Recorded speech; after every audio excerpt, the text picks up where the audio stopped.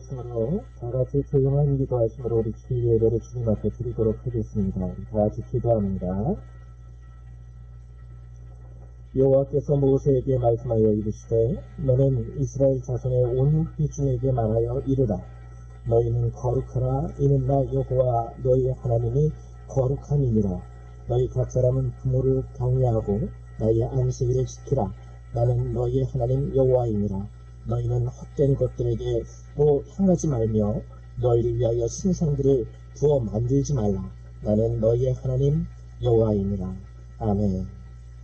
사랑과 은혜가 많으신 하나님, 참으로 감사를 드립니다. 오늘도 이렇게 주님이 거룩한 주일 우리를 위하여 예비하시고 허락하시며 우리 성도들 불러주셔서 함께 모여 하나님의 말씀을 듣고 주께 영광을 돌리며 예배드리게 하시는 감사드립니다. 하나님, 연약한 저희들이 오니 오늘도 이 시간 주께서 허락하신 이 시간을 통하여 새 힘과 은혜와 능력을 얻게 하시고 하나님, 우리 성도님들 이 예배를 통하여 저들의 마음이 찬양과 찬송과 감사로 주님 앞에 화답할 수 있도록 축복하여 주시옵소서. 감사합니다. 예수님의 이름으로 기도했습니다. 아멘. 우리 다 같이 일어나셔서 사도신경으로 우리의 신앙을 주님 앞에 고백드리도록 하겠습니다. 우리 다 같이 신앙 고백드립니다. 나는 전능하신 아버지 하나님 천지의 창조주를 믿습니다. 나는 그의 유일하신 아들 우리 주 예수 그리스도를 믿습니다.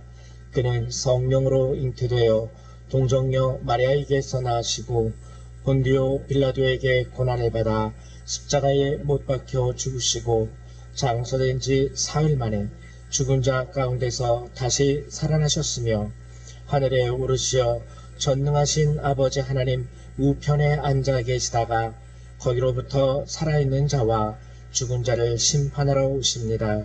나는 성령을 믿으며 거룩한 공교회와 성도의 교제와 죄를 용서받는 것과 몸의 부활과 영생을 믿습니다. 아멘. 우리 성령 3장 함께 찬양합니다.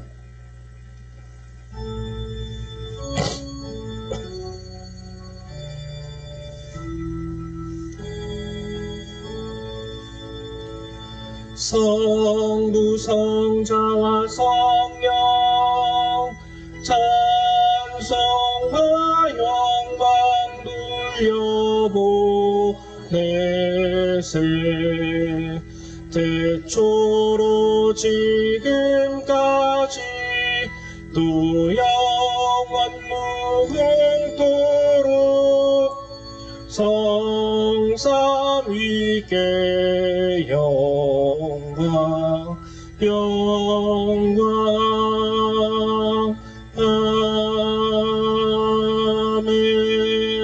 아멘.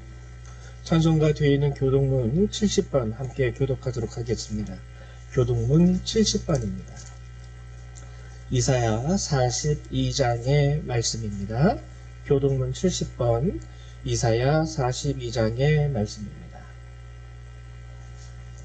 우리 다 같이 한 절 한 절 같이 교독하도록 하죠.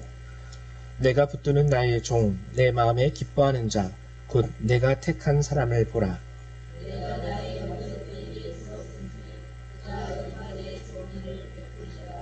그는 외치지 아니하며 목소리를 높이지 아니하며 그 소리를 거리에 들리게 하지 아니하며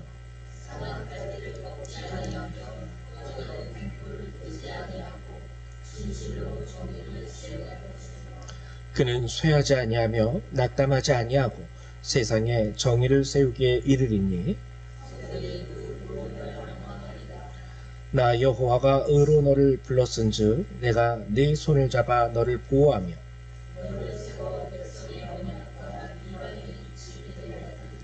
내가 눈먼 자들의 눈을 밝히며 갇힌 자를 감옥에서 이끌어내며 아멘. 네, 자리에 앉아주시기 바랍니다.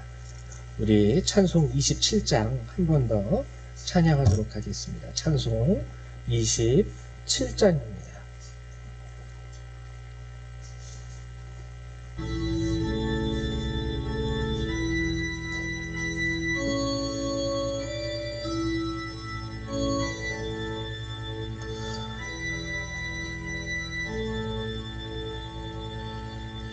빛나고 높은 보좌와 그 위에 앉으신 주 예수 얼굴 영광이 해같이 빛나네. 해같이 빛나네. 지극히 높은 위엄과 한없는 자비를 무천사 소리하여 늘 찬송드리네.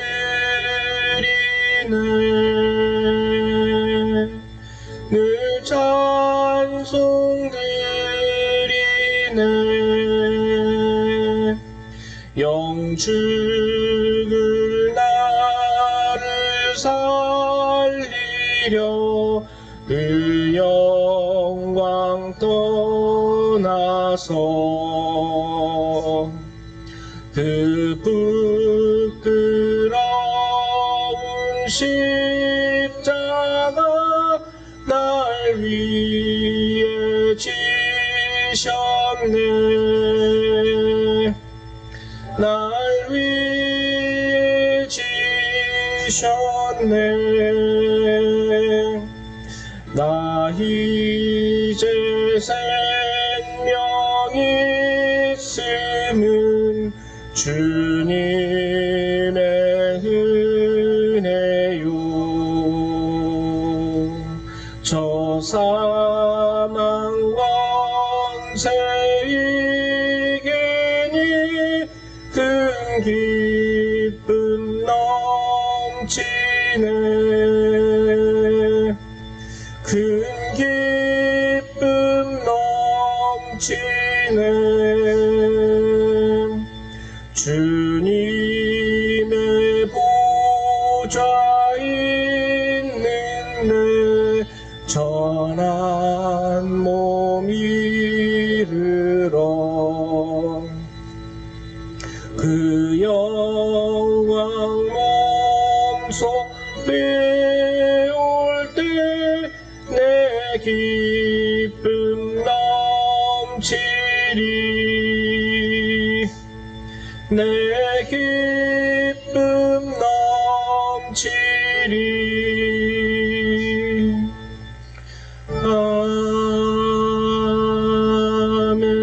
아멘. 우리 이 시간에는 정미숙 집사님 나오셔서 예배를 위해서 기도해 주시겠습니다.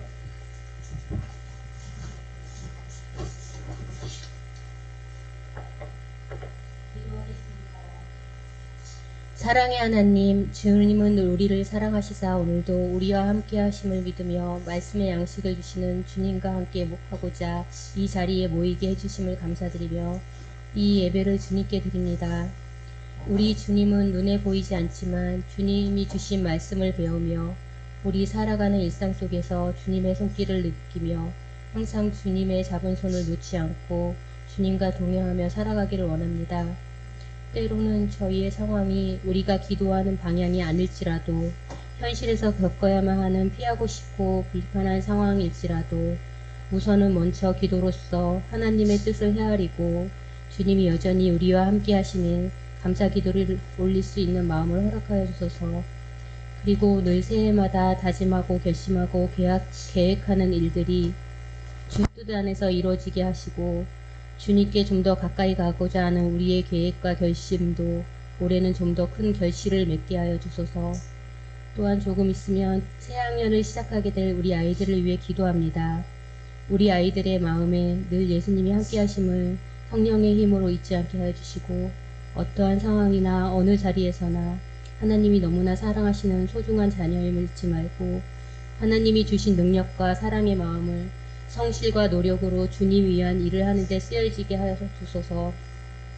또한 우리 세상은 사람으로서 상상하기 힘든 정쟁과 폭력과 악한 일들이 그리고 전염병들이 너무나 자주 일어나서 우리들이 이제는 그러한 일들에 무감각해지고 있는 건 아닌가 염려가 됩니다. 우리 하나님을 아는 사람들이라고 해서 그러한 일들을 피해갈 수 있는 건 아니겠지만 우리는 주님의 자녀로서 기도의 힘을 믿기에 늘 깨어서 그러한 것들을 위해 중보 기도할 수 있게 하여 주시고 세상의 변화를 두려움보다는 담대함으로 받아들일 수 있게 허락하여 주시며 서로를 위한 사랑의 마음으로 어려운 시기를 함께 헤쳐나갈 수 있게 되기를 원합니다. 사랑하는 하나님, 올해는 하나님을 믿지 않는 남들을 위한 보이기 위한 형식적인 전도가 아니라 진짜 내 안에 주님과의 인격적인 만남을 통해 나 스스로가 변화되어 내 삶이 변화된 모습으로 내 가족을 전도할 수 있게 되기를 원합니다. 저만 주님을 아는데 멈추지 말고 제가 가진 주님에 대한 사랑의 마음 그들에게도 닿길 원합니다. 그렇게 되기 위해서라도 우리 스스로가 주님 말씀 위에 바로 서게 하여 주시고 주님이 주시는 연단을 감사한 선물로 받아들이는 저희가 되게 하여 주시길 간절히 원하며 모든 것을 주님께 맡기며 감사의 마음으로 예수 그리스도 이름으로 기도드렸습니다. 네, 감사드립니다. 우리 이 시간 같이 하나님의 말씀 찾아보도록 하죠. 함께 보실 주님의 말씀은 마태복음 16장 13절에서 28절의 말씀입니다. 우리 신약성경 27페이지에 있습니다. 신약성경 27페이지 마태복음 16장 13절에서 28절의 말씀입니다. 신약성경 27페이지 다 찾으셨죠? 한 절 한 절 같이 교독하도록 하죠. 제가 먼저 교독합니다. 예수께서 빌립보 가이사랴 지방에 이르러 제자들에게 물어 이르시되 사람들이 인자를 누구라 하느냐?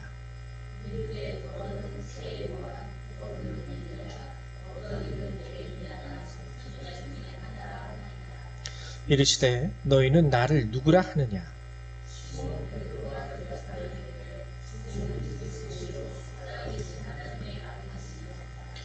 예수께서 대답하여 이르시되 바요나 시모나 내가 복이 있도다. 이를 내게 알게 하니는 혈육이 아니요 하늘에 계신 내 아버지시니라.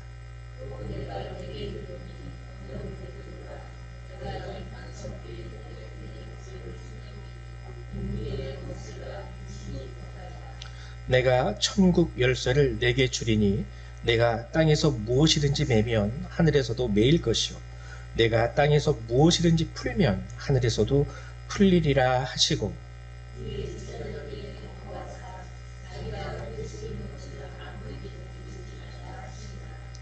이때로부터 예수 그리스도께서 자기가 예루살렘에 올라가 장로들과 대제사장들과 서기관들에게 많은 고난을 받고 죽임을 당하고 제3일에 살아나야 할 것을 제자들에게 비로소 나타내시니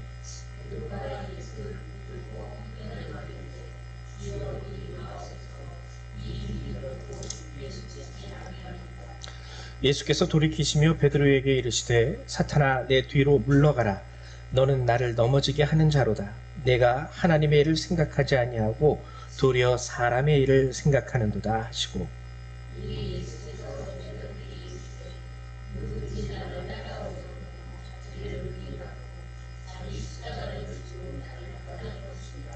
누구든지 제 목숨을 구원하고자 하면 잃을 것이요 누구든지 나를 위하여 제 목숨을 잃으면 찾으리라.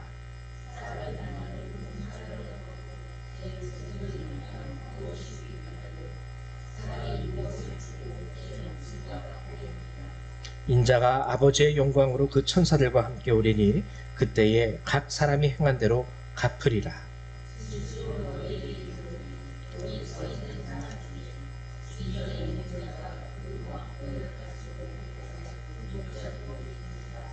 아멘. 네, 감사합니다. 오늘 이제 여러분들하고 마태복음 16장 우리가 함께 읽은 13절에서 28절의 본문을 하나님의 말씀을 함께 나누려고 하는데요. 오늘 본문의 말씀은 지난 시간 우리가 함께 나누었던 디모데후서 4장의 말씀과 매우 연관이 깊은 내용이에요. 우리의 삶에 있어서. 지난 시간에 우리가 디모데후서 4장에서 함께 나누었던 것은 일단 디모데후서 4장의 말씀이 디모데라는 믿음의 아들에게 보내는 사도 바울의 유언적 메시지라고 말씀드렸습니다. 이 디모데 후서를 기록한 이후에 사도 바울은 순교를 하게 되죠. 사도 바울도 그것을 정확히 알고 있었어요. 이제 여기서 내 삶이 끝나는구나. 삶의 마지막을 직감하고 디모데 후서를 기록하면서 삶의 마지막을 이렇게 살아라. 그러니까 유언적 메시지임과 동시에 종말론적 메시지라고 제가 말씀을 드렸습니다. 그래서 유언적이고 종말론적인 말씀을 디모데에게 전하는 기록, 그게 이제 우리가 읽고 있는 디모데 후서의 특징이라 그랬죠. 그럼 이 종말론적 메시지가 가지고 있는 특징이 무엇이라고 말씀하셨죠? 때를 얻든지 못 얻든지 말씀을 전파하라. 이것이 핵심입니다. 근데 이것은 제가 뭐라고 했냐면, 그러면은 뭐 길거리에 나가서 예수 믿으세요, 예수 믿으세요 하고선 목소리를 높여 외치는 것이냐? 그게 아니라 그랬어요. 때를 얻든지 못 얻든지 말씀을 전파하라는 것은 메신저, 단순히 소리를 전달하는 메신저가 아니라 내 자체가 메시지가 되는 거예요. 때를 얻든지 못 얻든지 오늘도 예수님의 말씀대로, 때를 얻든지 못 얻든지 오늘도 주님이 내게 주신 그 말씀대로 사는 내 삶, 그 자체가 메시지가 되는 것이죠. 종말일수록 더욱 그리하라 그랬어요. 그렇기 때문에 우리는 종말일수록, 그때 보여드렸죠, 저번 시간에. 종말론적인 메시지에 잘못 휩싸이게 되면 사람들이 쉽게 이단에 빠집니다. 예수님이 오신다라는 것 때문에 가정도 다 내팽개쳐요. 예수님이 오는데 오늘 뭐 직장에 나가야 돼? 예수님이 오는다는데, 예수님이 지금 당장 오신다는데 뭐 지금 집안에서 밥 챙겨줘야 될 때야? 다 내팽개칩니다. 땅도 팔고 집도 팔고 가정도 버리고 직장도 버리고 어디 무슨 예수님이 오신다라는 오심을 준비하는 이상한 모임에 들어가서 거기서 목이 터져라 그냥 부르짖으면서 외치고 기도하고. 대표적인 게 다미선교회라고 말씀드렸었죠. 1992년 10월 28일 안 오셨어요. 얼마나 많은 사람들이 후회합니까? 성경은 우리에게 마지막 때에 우리가 더욱더 해야 될 일이 뭐냐면, 하나님께서 우리를 부르신 그 자리, 첫 번째는 가정에서 믿는 남편으로서, 믿는 아내로서, 믿는 부모로서, 믿는 자녀로서 더욱더 그 믿음의 삶의 자리를 굳게 하는 거예요. 예수님이 오신다면, 오신다는 소리를 들을수록 우리는 더욱더 그 자리에서 그리스도인다운 모습으로 우리의 그 삶의 모습을 더 견고하게 지키면서 우리의 믿음을 그 안에서 우리의 삶으로 증거할 수 있어야 됩니다. 이게 종말이 다가올수록 우리가 가져야 할 신앙의 모습이에요. 그래서 디모데 후서를 통해서 사도 바울이, 성경이 우리에게 말하고 있는 것은 바로 이것이었어요. 마지막 때가 가까웠다. 더욱더 어떠한 때이든지 어떠한 환경이든지 개의치 말고, 상관하지 말고, 하나님의 사람으로서, 하나님의 백성으로서 너희는 믿음의 본, 그 자세를 지키며 그 자리에서 굳건하게 믿음의 엄마, 믿음의 아빠, 믿음의 자녀, 믿음의 부모로서, 믿음의 직장인으로서 살아갈 수 있어야 된다. 이게 지난 시간 디모데 후서가 우리에게 주는 하나님의 말씀 메시지였습니다. 이제 이것을 여러분들이 기억하시고, 오늘 이제 이 마태복음 16장의 본문을 여러분들이 이해하셔야 되는데요. 마태복음 16장은 참 재미있는 부분이에요. 어떻게 보면은 마태복음에 왜 이 가이사라 빌립보 지방, 또는 빌립보 가이사라 지방, 이 지방에 예수님이 왜, 이 이야기가 왜 여기에 딱 꽂혀져 있을까? 일단 재미있는 거는요, 이 마태복음 16장 우리가 함께 읽은 본문의 특징을 보면 예수님이 여기서는요 아무것도 행하신 일이 없어요. 예수님이 공생애를 시작하시면서 갈릴리, 유다, 그리고 사마리아 온 지방을 돌아다니시면서 항상 무엇을 하셨냐면 사역을 하셨습니다. 사역. 말씀을 가르치시든지, 병든 자를 고치시든지, 아니면은 죽은 자를 살리시든지, 아니면은 뭐 오병이어나 칠병이어의 기적 같은 걸로 인해서라도 하여튼 뭐든지 거기서 사역을 다 하셨어요. 그래서 제자들이 따라다니면 이 고을에서도 환자들을 고쳐주시고, 그리고 많은 사람들을 하나님의 말씀으로 가르쳐 주시고 귀신 들린 자에게서 귀신을 쫓아내 주시고 그리고 배고픈 자들에게 양식을 허락하시고 뭐 이런 사역들을 다 해오셨는데 유일하게 성경에서 여기서는 안 하셨어요. 여기서는 아무런 사역도 안 하셨습니다. 제자들의 입장에서도 보면은요, 여기 왜 오신 거야 도대체? 아무것도 안 하시는데 여기서는 뭐 휴가 오셨나? 여기서는 아무런 사역을 예수님이 하지 않으십니다. 근데 우리가 읽은 이 본문의 특징은 뭐냐면은요, 여기 참 재밌는 말씀, 너희는 나를 누구라 하느냐? 사람들이 나를 누구라 하느냐? 딱 요 질문 외에는 아무것도 안 하십니다. 그래서 13절, 14절, 15절을 읽으면 예수께서 빌립보 가이사라 지방에 이르러 제자들에게 물어 이르시되 사람들이 인자를 누구라 하느냐? 이르되 더러는 세례 요한, 더러는 엘리야, 어떤 이는 예레미야나 선지자 중에 하나라 하나이다. 이르시되 너희는 나를 누구라 하느냐?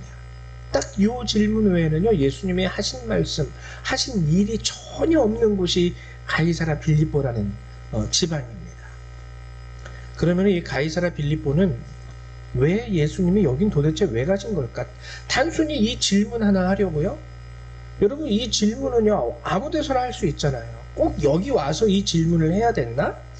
여기까지 안 오고 그냥 여기 갈릴리에서 하셨어도 되고 사마리아에서 하셨어도 되고, 근데 전혀 생뚱맞게 어디서든지 물어본 적도 없는 이 질문을 여기에서는 예수님이 유독 제자들에게 물어보세요. 가이사라 빌립보 뭐가 있기 때문에, 여기가 뭐가 그렇게 특출나서 여기서 이런 질문을 갑자기 뜬금없이 예수님이 제자들에게 하신 것일까? 이게 이제 오늘 여러분들이 알아야 할 중요한 신앙의 핵심이고 의미입니다. 가이사라 빌립보라는 이 도시는요, 특징이 있어요.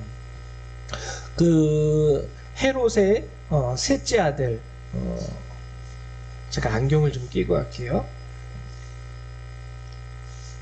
네, 헤롯의 셋째 아들 헤롯 빌립이 지은 도시입니다. 여기 이제 여러분들 제가 이제 지도를 이렇게 보여드렸는데 빨간색 원 보이시죠? 빨간색 원이 여기 가이사라 빌립보. 이 헤롯 대왕이 죽었을 때, 그러니까 예수님이 태어났을 때 2살 이하의 남자아이는 다 죽이라고 명령했던 그 왕이 죽었을 때요, 그 아들, 세 아들에게 자신의 모든 영토를 분할해서 나눠줍니다. 그래서 여기 빨간색, 초록색, 그리고 주황색, 이게 첫째 아들, 둘째 아들, 셋째 아들에게 물려준 통치할 수 있는 땅이에요. 땅을 줬는데 이 가이사라 빌립보는 저 북쪽에 있죠. 갈릴리 호수부터도 한참 위에 있는 북쪽, 그러니까 이스라엘의 북쪽 경계 도시예요. 근데 이 도시는 어떤 도시였냐면 신도시였습니다. 신도시. 이 셋째 아들 헤롯 빌립이요, 아버지가 죽은 후에 자기가 다스릴 수 있는 영토를 물려받아요. 물려받았는데 북쪽이에요. 그래서 여기다가 내가 신도시를 건설해야 되겠다 하고 계획 도시를 만듭니다. 그래서 예수님 있을 당시에 새로 생긴 도시가 바로 이 가이사라 빌립보라는 도시예요. 근데 가이사라는 그 당시 황제의 이름, 빌립보라는 것은 헤롯 빌립, 자기의 이름을 따가지고 가이사라 빌립보, 이렇게 도시 이름을 지어놓은 거예요. 그러니까 황제와 자기 자신을 기념하기 위해서 지은 도시니까 허름하게 지었을까요? 아니죠. 굉장히 삐까뻔쩍하게 지어놨습니다. 지금으로 치면은요, 저기 강남의 가장 좋은 땅, 가장 좋은 도시, 뭐 이 정도로 우리가 예를 들을 수 있을 거예요. 그래서 이 가이사라 빌립보라는 도시는요, 그 당시에 신도시로서 다른 도시와는 비교도 안 될 만큼 화려하고 웅장하게 건축을 합니다. 굉장히 화려한 도시, 굉장히 웅장한 도시, 여기가 바로 가이사라 빌립보였어요. 그러니까 여기는 소위 말하면은 일반 사람들이 살기 쉬울까요? 어려울까요? 굉장히 어렵습니다. 귀족, 아니면은 귀족이 아니더라도 굉장한 부자들, 이런 사람들만 모여 살던 곳이 바로 이 가이사라 빌립보라는 도시였어요. 그래서 제가 그림을 몇 장 준비했는데, 이게 빌립보 가이사라의 전경이에요. 여러분 그림을 봐도요, 우리가 알 수 있는 게 뭐냐면 무슨 타운하우스처럼, 그쵸? 도시가 이쁘고 정갈하죠. 되게 좋아요. 근데 요거에 비해서 당시 예루살렘의 전경을 또 기록한 요 그림을 보면은요, 예루살렘은 오히려 수도임에도 불구하고 어떻게 보여요? 굉장히 초라해 보입니다. 촌도시처럼 보여요. 그 정도로 가이사라 빌립보는요, 굉장한 신도시였어요. 그리고 거기가 국경이었기 때문에, 국경 근처의 도시였기 때문에 무역이 활발해가지고 오히려 예루살렘에서 구하지 못하는 물건도 가이사라 빌립보에 가면 널려있는 그런 도시가 가이사라 빌립보라는 도시였습니다. 그리고 성전도 보면은 이 빌립보 가이사라 또는 가이사라 빌립보라고도 불렀는데, 여기에는 황제를 기념한 도시였기 때문에 신전들이 어마어마하게 굉장히 많았어요. 로마 그리스 신화에 나오는 그 신전들 뿐만 아니라 황제를 위한 신전, 그리고 원래 이들이 믿던 신들의 신전까지 굉장히 화려하고 웅장하게 건축을 해 놓았습니다. 이거에 비하면은 그 당시에 헤롯이 유대인들의 마음을 얻기 위해서 무너져 내린 여호와의 성전, 헤롯 성전이라 그러죠. 이 헤롯 성전을 비교하거나 보기에도 굉장히 누추해 보여요. 가이사라 빌립보라는 도시 자체가 화려할 뿐만 아니라 거기에 있는 이방의 신전들도요, 여호와의 신전과 비교하자면 여호와의 신전은 무슨 촌구석에 있는 사당 같은 느낌. 여기는 지금으로 치자면 서울 강남 한복판에 있는 으리으리한 화려하고 멋지고 웅장한 교회들, 이런 식으로 비교가 될 수 있을 정도로 굉장히 빛나는 도시가 바로 이 도시였습니다. 그러면은 예수님은 여기를 왜 갑자기 방문하셨을까? 사역을 위해서 방문한 것도 아니면서, 하실 일도 없으시면서 왜 여기를 방문하셨을까? 고작 제자들한테 그 질문 하나 내던지기 위해서 예수님은 여기에 오셨던 것일까? 이제 이것을 우리가 알아야 되는데, 여러분, 이때 예수 그리스도께서 가이사라 빌립보를 방문했을 때 우리가 일단 알아야 되는 것은 뭐냐면, 이 도시가 어떠한 도시인지 그것을 첫 번째 알아야 되고, 두 번째로는 우리가 알아야 되는 게 뭐냐면, 당시 예수님의 형편, 예수님의 사정, 이걸 좀 알아야 돼요. 예수님께서 가이사라 빌립보를 방문하셨을 당시는요, 예수님의 사역과 예수님의 하는 모든 일들이 정점을 찍고 있을 때였습니다. 정점을 찍고 있을 때였어요. 진짜 많은 환자, 병자들을 고치시는 이적이 엄청나게 일어났을 때였고요. 귀신을 쫓아내시는 예수님의 권능이 엄청나게 나타나는 때였고요. 그리고 오병이어의 기적과 칠병이어의 기적으로 인해서 많은 대중들이 예수님을 막 따라다니던 시절이었습니다.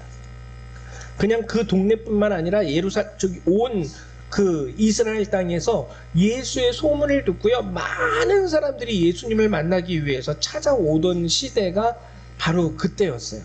예수님의 사역뿐만 아니라 인생에 있어서 커다란 정점을 찍으면서 변화가 오던 시절이었습니다. 그러니까 지금으로 치면 떴어요. 예수님이 드디어 유명세를 타기 시작한 거예요. 예수님의 시대라고 해도 과언이 아닐 만큼 유명세를 타던 그때, 예수 그러면은 지금으로 치면 연예인들 나오면은 막 오빠 하면서 오빠 부대 떴듯이, 그 당시에 예수님이 온대 그러면은 막 난리가 났던 시절이 바로 그때였습니다. 근데 그때 그 유명세를 타면서 뜨기 시작하시던 그때에 예수님은 여기를 방문하셨던 거예요. 여기서 우리가 알아야 될 건 뭐냐면, 어쩌면 제자들은 생각할 수 있었을 거예요. 드디어 예수님이 사역의 확장을 위해서, 이제 예수님이 만왕의 왕이라는 것, 이스라엘의 왕이라는 것을 지금까지는 이스라엘 땅 안에서만 했지만, 이제 그 사역을 넓혀서 온 세계 가운데 내가 참된 구세주다라는 것을 알리기 위해서 이제 세상을 향하여 한 걸음 한 걸음 전진하시나 보다. 제자들은 이렇게 생각할 수 있었을 것입니다. 근데요, 여러분 생각을 해보십시오. 생각을 해보세요. 가이사라 빌립보에 예수님과 제자들이 딱 방문했을 때 어땠을까? 실제적으로 예수님이 유명세를 타긴 했습니다. 정점을 찍긴 했지만 여전히 예수님은 목수의 아들이에요. 목수의 아들. 그리고 예수님의 제자들은 대부분 뭐 하던 사람들이죠? 어부들이에요. 어부들. 여러분 생각을 해보세요. 제가 재밌는 일화를 하나 알려드릴 게 있는데 그게 뭐냐면 제가 영국에 갔었을 때 스코틀랜드를 방문한 적이 있었습니다. 그때 하여튼 무슨 연휴 기간이었어요. 크리스마스였나 해서 연휴 기간이어가지고 이제 한번 여행을 좀 해보고 싶으니까 유럽에 갔는데 여행도 못 했거든요. 저는 솔직히 항상 그냥 지금도 좀 생각하는 게 촌스러워서 그냥 집, 학교, 교회 이런 식으로 학교 다닐 때도 그랬어요. 뭐 딴 데 뭐 빠질 데가 없었어요. 그래서 오랜만에 연휴를 맞아가지고 스코틀랜드를 좀 내가 한번 여행하고 와야겠다 그래가지고 마음에 맞는 친구들하고 몇 명 이렇게 3-4명 됐었어요. 스코틀랜드를 방문했습니다. 그래서 이렇게 돌아다니는데요. 이 스코틀랜드는 영국의 북부 지방인데 이 남쪽 런던 요 남쪽 지방하고는 또 색깔이 달라요. 그래서 막 이렇게 돌아다니는데 저녁이 됐습니다. 저녁이 됐는데 배가 고프죠. 그래서 여기 우리 스코틀랜드 여행 왔는데 우리 좀 돈이 부족한다 할지라도 멋있는 곳에서 저녁을 한번 먹어보자 하고서 이렇게 주변을 막 살피던 중에 정말 괜찮은 레스토랑을 발견을 했어요. 딱 레스토랑 입구에서부터 정장을 입은 건장한 남자 2명이서 입구에서부터 어서 오십시오 막 그렇다고 우리나라처럼 호객 행위를 하는 것도 아니었습니다. 그냥 딱 서 있어요. 서 있어서 사람들이 오면 아주 정중하게 그 손님들을 이제 안으로 인도하고 맞아주고, 그래서 저기 저 식당이 괜찮겠다. 우리 저기 가서 오늘 저녁을 먹자. 들어갔는데 어떻게 됐을까요? 이게 딱 이제 그 레스토랑 문 앞에 딱 가니까 이 사람들이 못 들어가게 막더라고요. 어이, 저리 가. 예, 쉽게 말하면 가, 오지 마, 가. 우리 돈 있는데 우리 거지 아닌데 왜 이 사람들이 우리를 이렇게 취급하지? 그랬더니 막 쫓아내요. 문 앞에서부터 막 쫓아냅니다. 왜 쫓아내세요? 그랬더니 안을 이렇게 밖에서 이제 그 유리문으로 안을 이렇게 보라고. 사람들이요 다 세련됐어요. 정장에다가 그 여성이나 남성이나 우리 보통 보면 그 영화에서 보면 귀족들이 식당 안에서 이렇게 먹는 그런 분위기예요. 니들은 안 된다는 거예요. 너희들 신분도 그렇고 너희들 입은 옷도 그렇고 우리 식당에 너 같은 사람들을 들여보낼 수 없다. 그래가지고 쫓겨났습니다. 쫓겨났어요. 딴 데 가서 먹었어요, 저녁을. 여러분, 가이사랴 빌립보에 들어갔을 때 예수님의 형편이 이와 비슷한 거예요. 제자들은요 신났겠죠. 이스라엘에서 예수님의 사역이 정점을 이루고 유명세를 타던 그 시절이었지만 막상 가이사랴 빌립보에 가니까는요 그 화려함이 다른 거예요. 격이 다른 거예요. 격이 다른 거예요. 자기들은 어부들이에요. 입은 옷도 뭐예요? 맨날 그냥 어부들이 입던 옷, 먼지 묻고 땀 냄새 나고 그런 옷을 입고 그 도시를 방문했습니다. 예수님이라고 거기 갈 때 야 우리가 가이사랴 빌립보 가니까 옷 좀 바꿔 입고 가자. 우리 좀 귀족 분위기를 좀 내자 하고선 옷 바꿔 입고 가셨을까요? 아니에요. 사역하던 그때 그 옷, 거기서 입던 그 옷 그대로 입고 가셨을 거예요. 제자들이 예수님을 따른다고 해서 뭐 정장으로 갈아입고 예수님 따라갔습니까?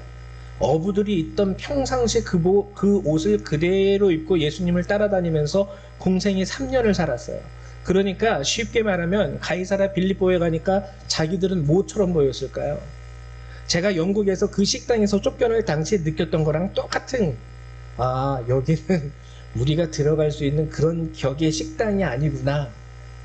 저와 제 친구들이 느꼈을 그 마음 그대로 예수님과 제자들에게도요 크게 들렸을 거예요. 뭔가 초라해 보여요.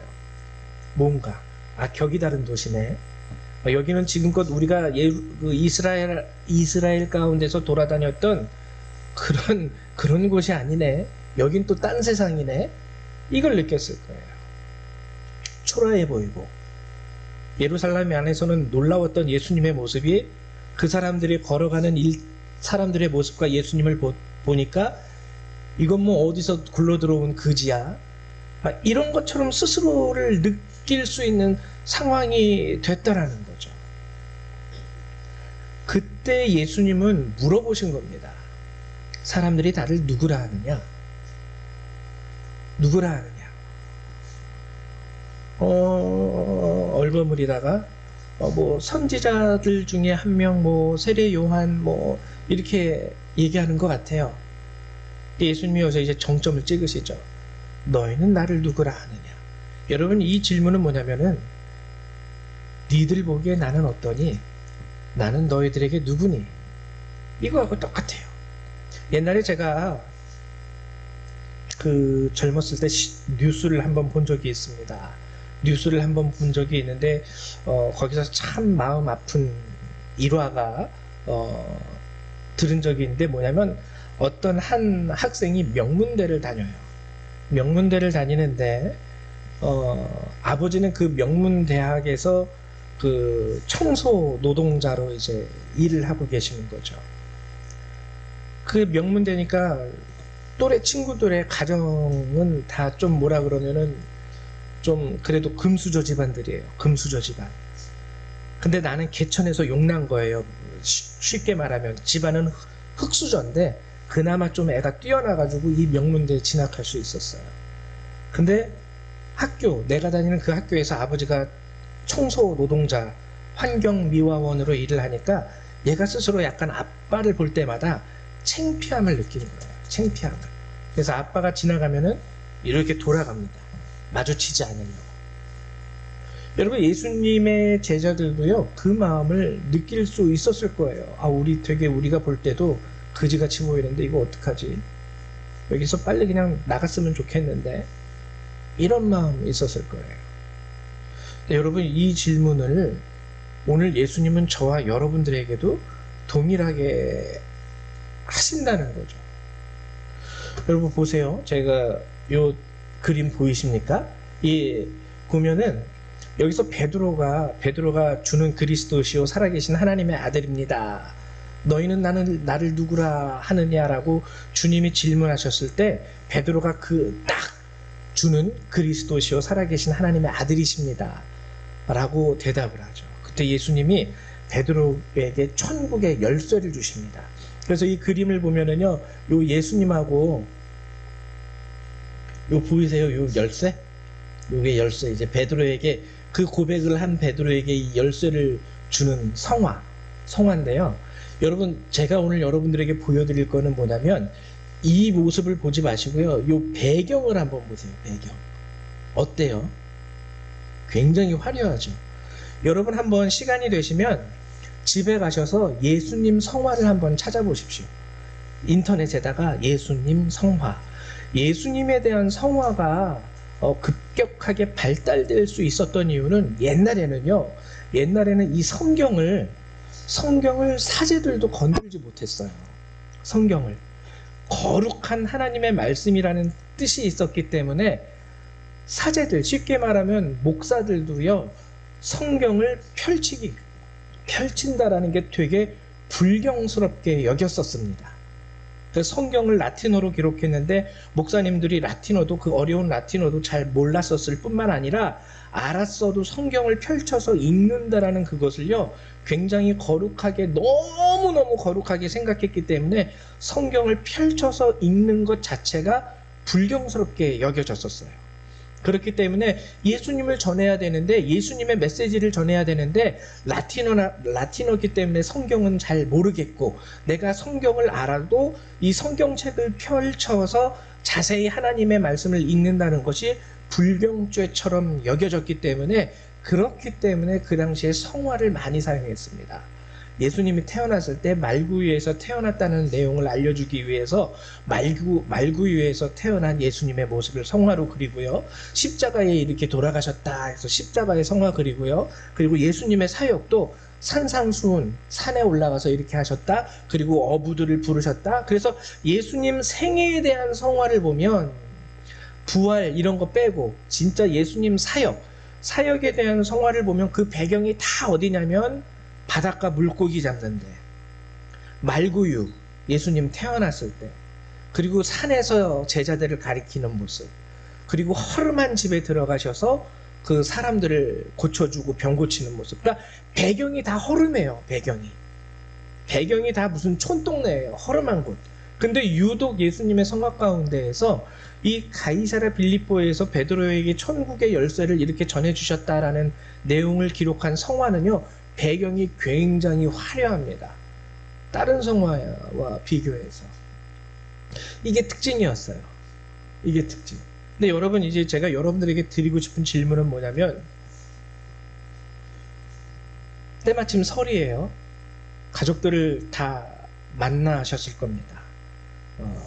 근데 여러분들은 안 그러실 수도 있는데, 우리 기독교인들 중에 어떤 분들은요, 설날에 가족 보기가 힘드신 분들이 있어요. 설날에. 왜 힘드냐면 초라해 보여서. 가족들을 만나면은, 가족들이 다 예수 믿는 사람이면 좀 덜할 수도 있겠는데, 예수를 믿지 않는 가족들하고 같이 만났어요. 근데 내 삶은 여전히 힘들고 어려워요. 친척들, 가족들은 그나마 먹고 사는데 걱정 없이 잘 살아요. 그럼 친척들이 하는 말이 뭔지 아세요? 야, 뭐 너한테 복도 못 줄 신을 못하러 믿고 다녀. 차라리 로또를 뽑고 다녀라.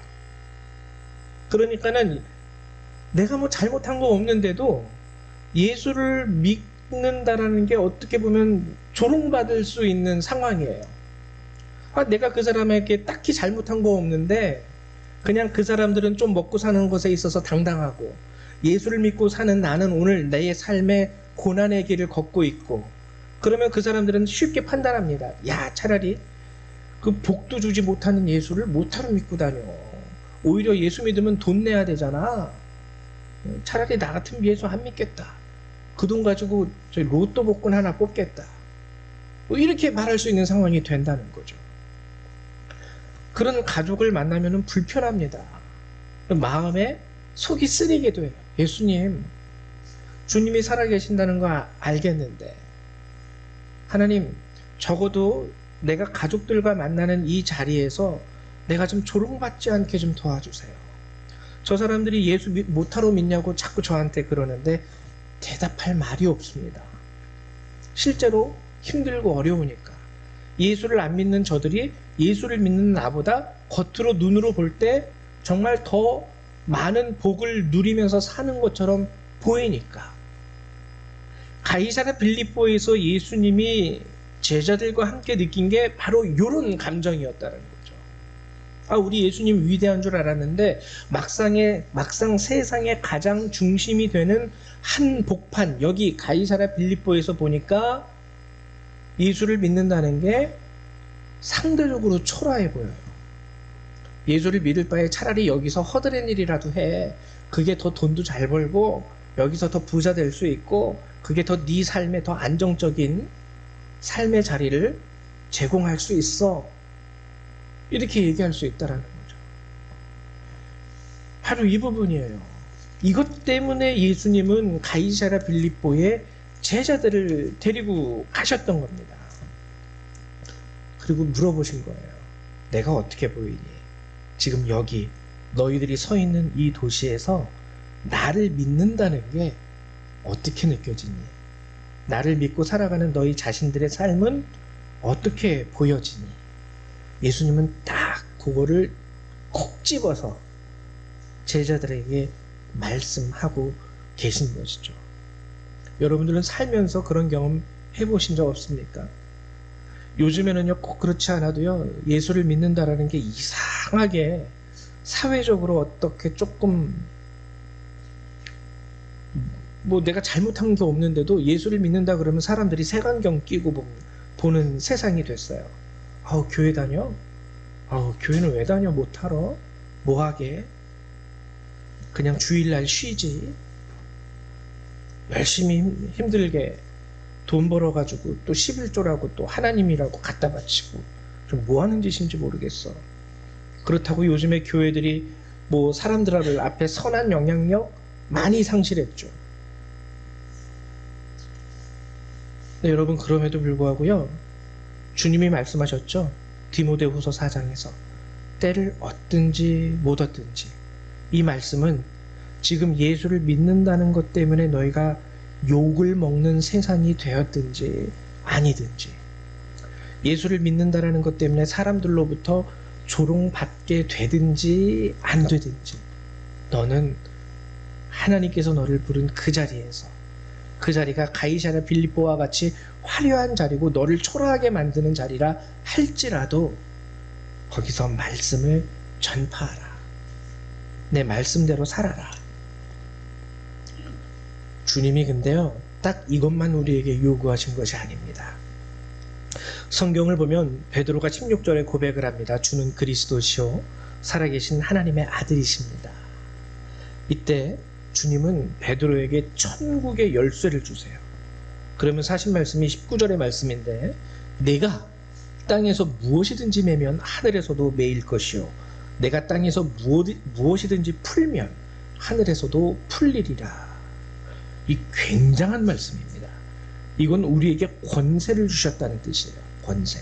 여러분 구약 시대에는요 뭔가 판단에 대한 옳고 그름에 대한 판단, 죄가 되고 죄가 되지 않음, 부정함과 정함에 대한 판단을 하나님이 대제사장에게 위임했어요. 그래서 율법을 보면 무슨 일이 있을 때 대제사장을 가서 그에게 판단을 받으라 라고 구약의 율법은 얘기하고 있습니다. 그게 바로 이 말과 똑같은 거예요. 여기에서 보면은 무엇이든지 맨다라는 것은 무슨 뜻이냐면 불법으로 선포하다라는 뜻입니다. 그건 불법이야. 그러면은 하늘에서도 하나님도 그걸 불법으로 하나님이 인정하겠다라는 거예요. 그리고 네가 땅에서 무엇이든지 풀면 이 풀다라는 말의 원어적인 뜻은 뭐냐면은요 허락하여 합법으로 선포하다라는 뜻이에요. 즉 여러분들을 조롱하는 세상에 대해서 여러분들이 악하다라고 얘기하면은요 하나님은 하늘에서 그걸 악함으로 인정한다라는 겁니다. 여러분 이게 얼마나 놀라운 권세인 줄 모르시죠? 겉으로는 초라해요. 사람들이 나를 조롱해요. 근데 여러분들 그때 기도하시면 되는 거예요. 하나님, 저 사람들이 그 마음의 악함으로 인하여 내가 저들에게 악한 것을 악한 말도 악한 행위도 한 적도 없는데 단순히 내 사정과 형편만을 보고 예수 믿는 나를 조롱하고 있습니다. 주님, 저들을 판단하여 주십시오. 여러분들 기도하면요 하나님이 단호하게 판단하시겠다라는 거예요. 네가 땅에서 무엇이든지 매면 내가 하늘에서도 매일 것. 네가 땅에서 무엇이든지 풀면 내가 하늘에서도 풀 것이다. 여러분들에게요 그 판단을 위임하셨다라는 겁니다. 위임하셨다라는. 그러니까 여러분들은요 초라한 자가 아니에요.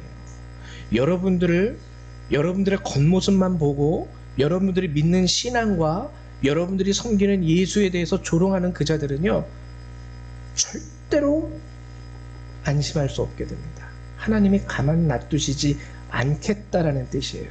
그러면서 천국의 열쇠를 베드로에게 주신 거예요. 천국의 열쇠를. 이게 우리가 가진 존귀함의 정점이에요. 여러분들은 정말 존귀한 자예요.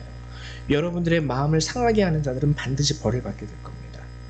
여러분들의 마음을 위로하고 흥하게 하는 자들은 하나님으로부터 위로함을 받게 된다는 거예요. 하나님이 여러분들의 마음에 의거하여 판단하시겠다라는 말씀이 바로 내가 땅에서 무엇이든지 매면 하늘에서도 매일 것이요 내가 땅에서 무엇이든지 풀면 하늘에서도 풀리리라. 하나님은 분명하게 이것을 베드로에게 왜 베드로냐? 주는 그리스도시요 살아계신 하나님의 아들이십니다. 왜냐하면 거기서 이거 고백하기가 힘들 거거든요. 니들 눈에 내가 뭐처럼 보이니? 내 누더기 거지처럼 보입니다. 이게 자연스럽게 나올 수 있는 장소가 이곳인데 가이사랴 빌립보인데 그곳에서도 조롱받을 수 있는 그곳에서도 사람들이 막 손가락질하면서 곁눈질하는 그곳에서도 베드로는 예수님을 보면서 주는 그리스도시요 살아계신 하나님의 아들입니다 라를 고백했었어요. 여러분들이 그렇게 고백할 수 있다면 하나님은 여러분들에게 이 권징에 대한 천국의 열쇠를 주신다는 거예요. 얼마나 놀라운 일입니까? 굉장히 놀라운 거예요. 그때 이제 우리는 속으로 얘기할 수 있겠죠. 너 나중에 한번 보자. 어떻게 되나. 네 인생이 어떻게 되고 내 인생이 어떻게 되는지 주님이 이렇게 말씀하셨는데, 너의 그 말, 너가 나에게 한 그 말로 인하여 하나님이 너에게 어떻게 하실지 너 회개하지 않으면 큰일 날 거야. 그때는 여러분 속으로만 말씀하세요. 속으로만. 그것을 주신 말씀이 바로 이 말씀이에요. 그리고 주님이 마지막으로 또 이 여기에서 특징이 뭐냐면, 주님이 드디어 뭘 말씀하시냐면 인자가 죽을 것, 고생할 것을 여기에서 이제 최초로 말씀하십니다. 최초로. 그래, 니들 말이 맞아. 그러면서 거기서 고백하는 거예요. 나 실제로 세상 사람들이 볼 때 그런 누더기 촌놈처럼 그렇게 취급받다가 내가 결국에는 십자가에 죽게 될 것이다. 여기서 이제 고백을 하시죠. 그 장소에서. 근데 베드로가 또 얘기를 합니다. 안 됩니다. 주님이 사탄아 물러가라 칭찬하시더니만, 그러면서 하시는 말씀이 뭐냐면, 사람의 일을 생각하고 하나님의 일은 생각하지 아니하로다. 여러분, 그래요. 우리가 솔직히 신앙생활을 하면서도 우리가 초라해 보일 수 있는 이유는 뭐냐면, 우리가 사람의 기준과 가치로 우리 자신을 우리도 바라보기 때문에. 그러면서 주님이 하신 말씀이 뭐냐면, 누구든지 나를 따라오려거든 자기를 부인하고 자기 십자가를 지고 나를 따를 것이니라. 여기에서부터 우리 그리스도인들의 존귀함은 시작이 되는 겁니다. 여기에서부터. 말씀을 마치면서 여러분들에게 말씀드릴 것은, 우리가 그리스도인으로서 살아간다는 것이 매번 우리의 삶 가운데 자랑이 되지는 못할 거예요. 예수 믿었더니 저 사람이 저렇게 부자가 됐어. 예수 믿었더니 저 사람이 하는 모든 일들이 다 잘 돼. 그런 일은 없을 거라는 겁니다. 오히려 여러분들의 인생과 삶에 닥치는 고난을 보고 사람들이 조롱할 수도 있을 거예요. 예수를 믿는 것보다 차라리 나처럼 여기에 투자를 해라. 예수를 믿어봤자 예수가 보니까는 너희들 밥도 못 먹여주는 것 같은데 밥도 못 주는 신을 못하러 믿느냐, 이런 조롱도 받을 수 있을 거예요. 그러나 그때마다 우리가 해야 되는 건 뭐냐면, 하나님의 일을 생각하면서 나를 부인하는 겁니다. 그럼에도 불구하고 나는 예수를 믿겠다. 그 다니엘의 세 친구가 고백한 거랑 똑같은 거죠. 그리 아니하실지라도. 그러면 하나님은 여러분들에게 천국의 열쇠를 주시는 거예요. 간절히 부탁드리는 것은, 이번 설날 때 어쩌면 이런 문제 때문에 가족을 만나기가 굉장히 껄끄러우셨던 분들도 있을 거예요. 괜히 뭐 잘못한 거 없는데도 불구하고 교회 다닌다, 예수 믿는다, 돈 벌어다가 교회 갖다 바친다 이러면서 손가락질 받으실 수 있는 분들도 있을 겁니다. 그러나 그때마다 우리는 다짐해야 돼요. 나 자신을 부인하고 하늘의 일을 생각하며 그리스도를 그럼에도 불구하고 나의 주, 나의 하나님, 그리스도, 나의 구세주, 하나님의 아들로 끝까지 고백하는 것. 이러한 삶을, 이러한 고백을 가지고 살아갈 수 있는, 때를 얻든지 못 얻든지 어떠한 상황과 환경에서도 예수님을 고백할 수 있는 저와 여러분이 되시기를 주님의 이름으로 축원드립니다. 우리 이 시간 같이 기도하는 시간 갖도록 하죠. 오늘 함께 나눈 말씀을 여러분들이 묵상하시면서, 주님, 어떠한 상황에서도 주님이 나의 하나님 되신다는 것을 내가 부인하지 않게 하여 주시옵소서. 나만을 부인하고 주님은 인정할 수 있는 제가 될 수 있도록 도와주십시오. 이제 기도하도록 하겠습니다.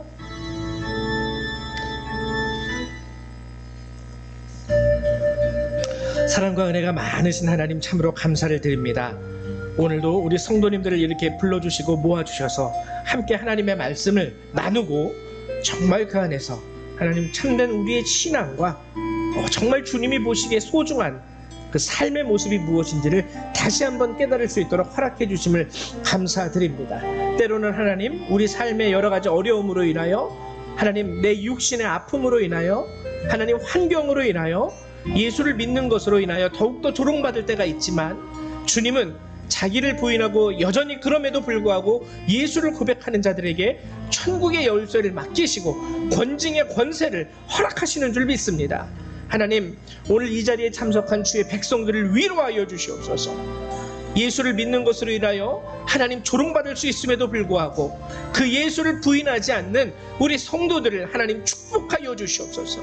저들의 마음 가운데, 저들의 삶 가운데 하나님 더욱더 강건함을 허락하여 주셔서 그럼에도 불구하고 주님을 떠나지 아니하고, 그럼에도 불구하고 주님의 은혜를 구하고 하나님의 사랑을 구하고 주 앞에 사랑을 고백할 수 있는 우리 성도들이 될 수 있도록 하나님 축복하여 주시기를 소망합니다.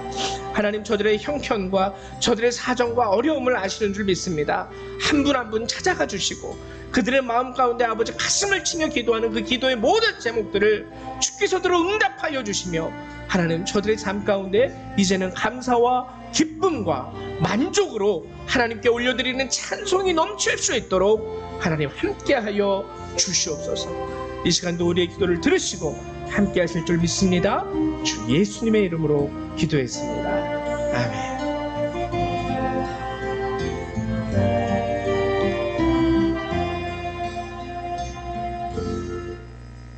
예, 우리 이 시간에는 찬송 546장 함께 찬양하시면서 준비하신 예물 하나님 앞에 드리도록 하겠습니다. 찬송가 546장입니다.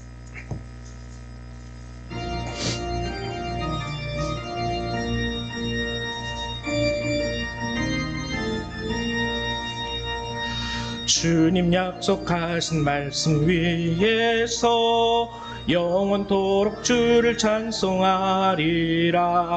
소리 높여 주께 영광 돌리며 약속 믿고 주께 서리라. 굳게 서리, 영원하신 말씀 위에 굳게 서리. 굳게 서리, 그 말씀 위에 굳게 서리라.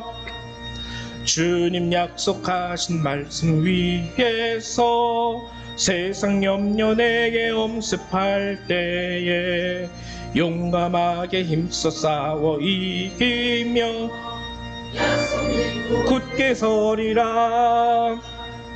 굳게 서리, 영원하신 말씀 위에 굳게 서리.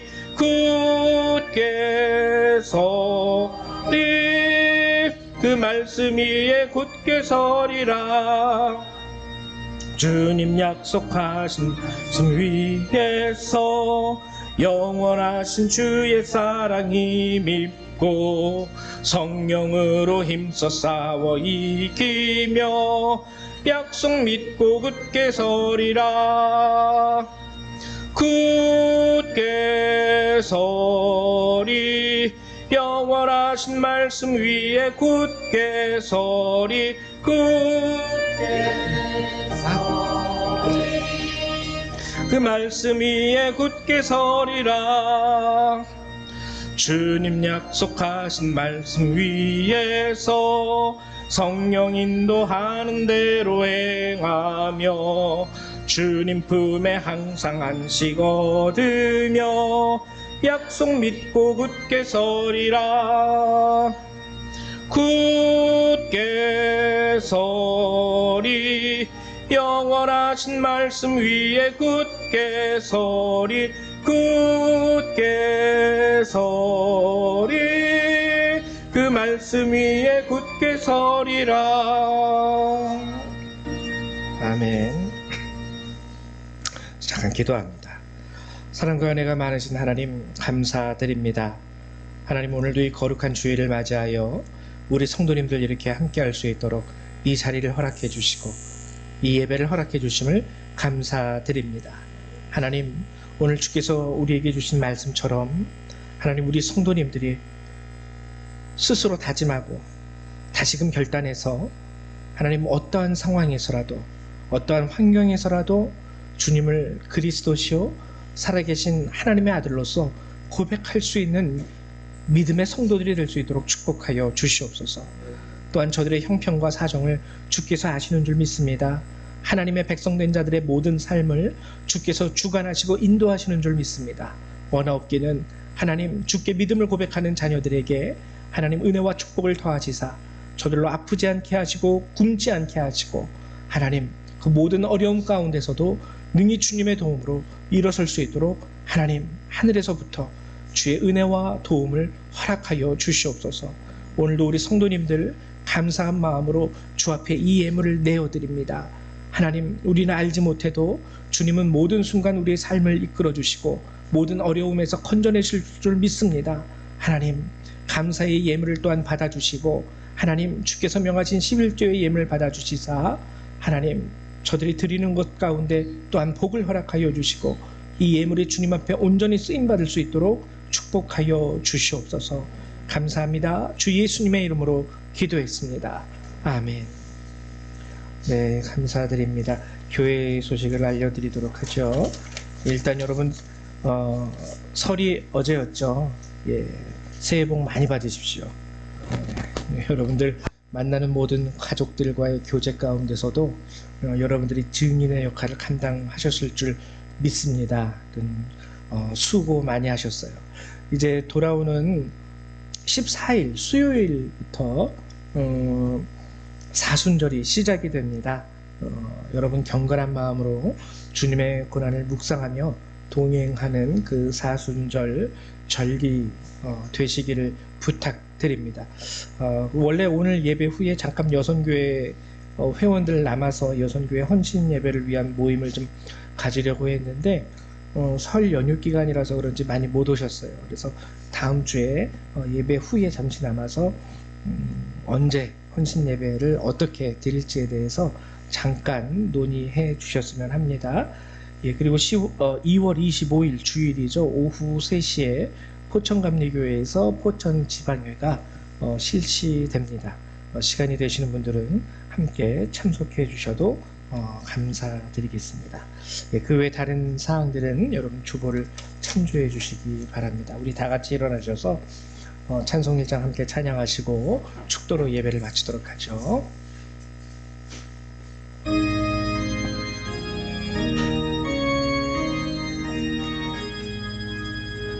만복의 근원 하나님 온 백성 찬송 드리고 저 천사여 찬송하세 찬송 성부 성자 성령 아멘.